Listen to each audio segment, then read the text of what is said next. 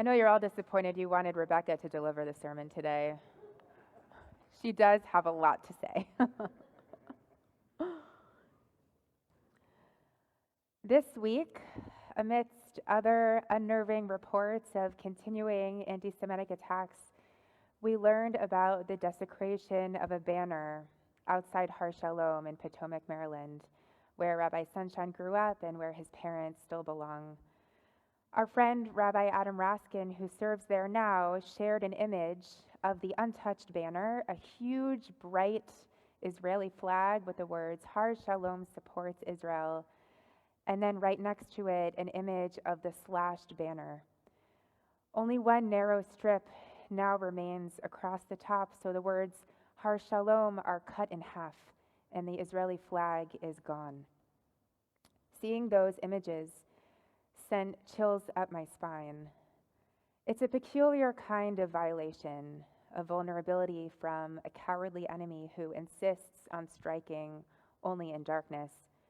But there's something even more insidious about this particular target that perhaps feels worse than other kinds of malicious property damage.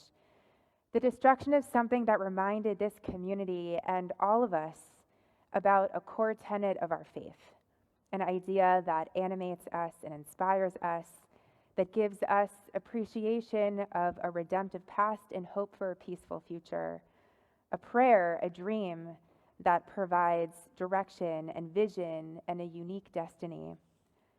The banner was an unmistakable clarion call for pride, for action, for advocacy, and for faith that God's promised land is and will always be our home, geographically and ideologically. The acute symbolism of the slashed banner reminded me just how meaningful and integral these images are for us, because when they're gone, we lose our North Star. Our Parashat, Shlach, Lecha, teaches us how easy it is to experience a crisis of faith without constant visual reminders of God's strength and our sacred purpose. Recall the multiple elements and sensory experiences that God curated to comfort us and guide us on our journey through the barren wilderness. A column of cloud by day and a pillar of fire by night. The Ohel Moed and Mishkan, earthly entrances to the heavenly abode, or put another way, dwelling places for God's glory, divinely designed and humanly constructed. Daily portions of manna, food that gave us strength, a traveling well to quench our thirst. And if all that wasn't enough, memories of God's miraculous signs and wonders, the plagues in Egypt, the splitting of the Sea of Reeds, and the overwhelming experience of revelation on Har Sinai. But it wasn't enough. Despite all of these reminders, despite all of God's assurances that not only was the promised land flowing with milk and honey, but that God would deliver it into our hands, Moshe instructed representatives from each of the 12 tribes to visit Canaan and bring back a report. And even though the Torah tells us that it was God who commanded Moshe to do so, Rashi tells us that God was deeply disappointed and hurt in the mission because it represented a lack of faith, a lack of confidence in divine power. Even God was brokenhearted, wondering just how to get through to this stiff-necked people. And as the ill-fated scouts ascended to the land of Israel, leaving behind the manna and the pillar of cloud and the Mishkan, they were immediately ambushed, not by an army lying in wait, but by their own weaknesses, their own eyes. Yes, they saw a lush and fertile land. They saw bunches of grapes so big they required 2 men to carry one cluster. They saw pomegranates and figs and wadis, and their mindset of the barren wilderness, of scarcity, of wondering whether it would be better to return to Egypt so they could dig into copious amounts of melons and cucumbers and garlic, it all melted away as they gazed, mouths watering, at the ample beauty that lay before them. Was it this moment when their eyes led them astray, when their appetites made them forget their purpose? Because the Torah reports to us how the scouts encountered the abundance of the land, but it doesn't tell us of the moment when they actually saw its inhabitants. Curiously, we only see this moment through their eyes. They say, Ki az ha'am hayoshev ba'aretz v'ha'arim b'tzurot gedolot me'od. The people who inhabit the cities are large and powerful. We cannot attack them, for they are stronger than we. The country that we saw is one that devours its settlers. We looked like grasshoppers to ourselves, so that's what we must have looked like to them. And so their eyes led them astray 3 times, focusing on the fantastical size of the land's produce, ruminating upon the mythical stature of its inhabitants, and then finally changing the way that they saw themselves as small insects, easily crushed by a giant's footsteps, without even a snake's fang or a scorpion's tail for protection. When their only orientation became that of satisfying a craving, this was the only way they could see the land as one that would consume them with its craving. And we know what happened as a result of the scouts' report. The whole community broke into loud cries of defeat and pain, wishing again to return to Egypt to meet their fate. And once again, God was forced to wipe out the non-believers with a plague and begged Moshe to start over with another nation.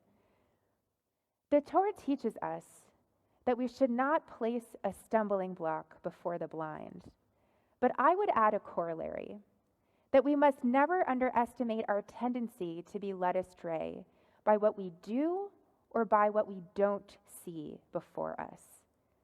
Moshe and God both knew that sending the scouts to reconnoiter the land was going to have disastrous results because of what they would see, large mythical creatures and fortified cities, and what they wouldn't see, concrete reminders of God's power.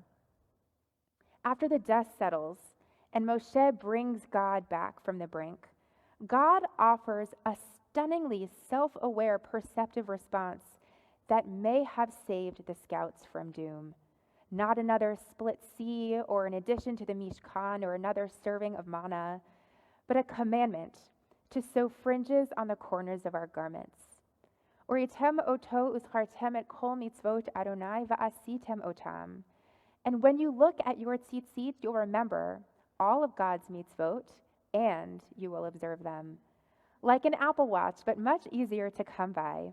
These tzitzit are with us at home and on the road, at all hours of the day, everywhere our journeys might take us, whether in the middle of the wilderness or in a fortified city. In all moments and in all places, all we need to do is lock our gaze upon these fringes or hold them in our hands, and we remember exactly who we are and what is asked of us, so that we can close all of our rings.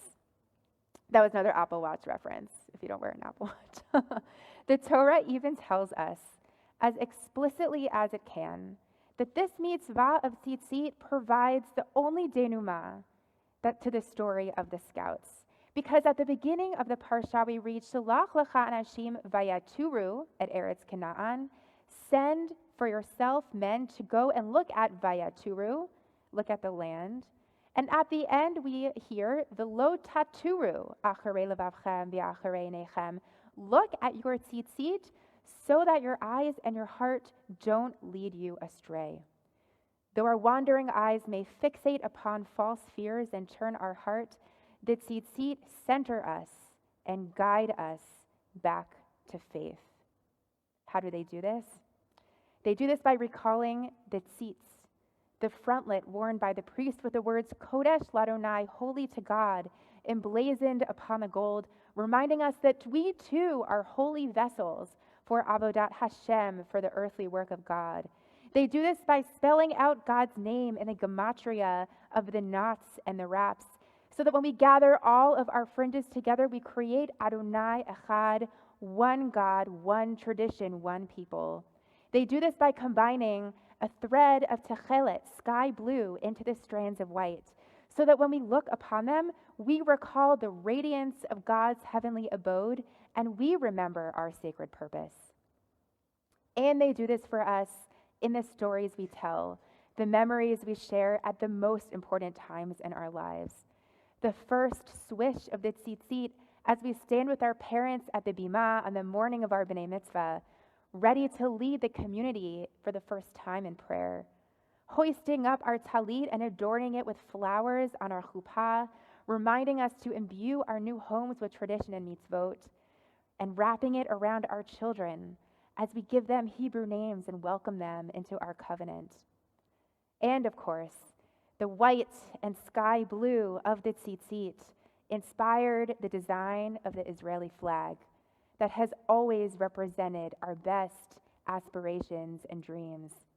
I know that the Har Shalom community was shaken, but their resolve never faltered, and they will soon replace their vandalized banner because, in the words of Rabbi Raskin, vandalism, ignorance, and intolerance will not intimidate us.